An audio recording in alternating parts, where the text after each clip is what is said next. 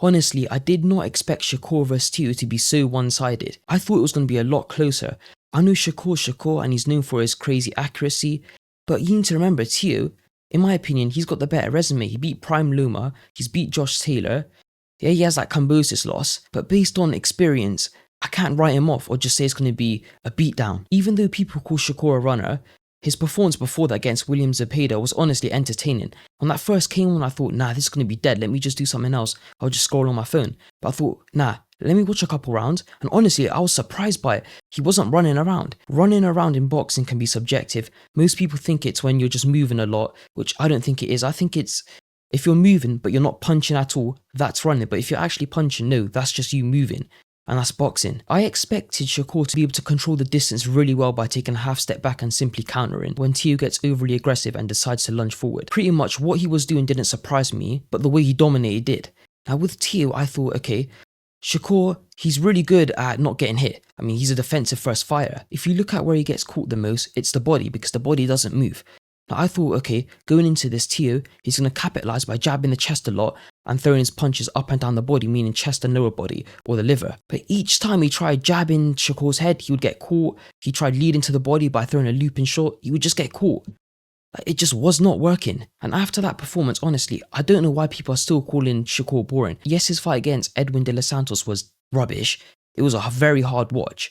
I regretted even staying up to watch that. But his last two, he's been a completely different fighter, or boxer as he likes to call himself. I forgot to mention, going into this fight, I did not know who to pick to win. I know the fight prediction votes were 50-50, but in my opinion, my head was telling me pick Shakur, he's the better boxer. My gut feeling was Teo, he can cause an upset because of his resume. I know it's been like years since he's beat Loma, but he's proved to me why he's high level. And with Shakur, I can't really say much. When he's not boring, he's a really good counter puncher and he's really good at controlling the distance as well. It's very simple stuff, but that's what causes him to be dominant. Let's go ahead and take a look at some clips. The day before at the win, you could see Teo, he was having the time of his life. He was jumping up and down, dancing. Yes, you could say it's a bit extra, but he's selling the fight, and you could see it could just be his way of relaxing. And yeah, Shakur, yeah, he's not having none of it. And you can see Crawford and Boots, they're like, what is going on? But the crowd, or the rest of the crowd, they do find it entertaining. And remember, it's a show business. I mean, looking back at it, yes, it did not age that well. Okay, I don't know what that is. He was very sus as well in the press conference, and that was getting Shakur mad, but he made it clear that it's not personal, so I thought, okay, he's not going to get Shakur angry and make him reckless. Shakur's not that type of guy. He's smart. And here's Teo in the locker room, jumping up and down, you know, dancing, vibing. You can see his dad as well comes, and Shakur, he's just thinking, what is going on? I'm about to beat this guy down. Yeah, his dad's joining as well. And yeah, Shakur's getting up, he's like, you know what, it's time to get ready to put belt to ass. I'm gonna outclass this guy, and he did. Now here's the bit that did not make sense about the fight. When Teo was in his corner, his dad is just giving him useless advice. Listen to this. I don't know what round this is between. You gotta hit him. What does that mean? You gotta hit him. Like, that's not gonna help him at all.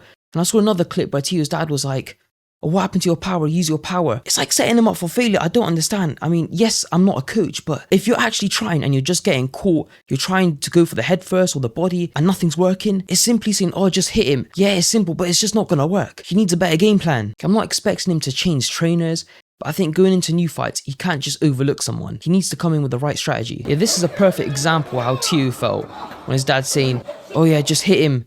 Use your power. I'm going to take a look at a bit of the highlights. I got to be careful because I know the zone, they're just striking everyone.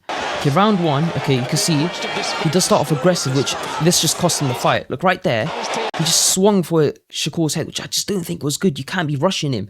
You've seen against Zepeda, someone who throws like 1,000 punches, struggles to land. Just look, right there, he's pulling.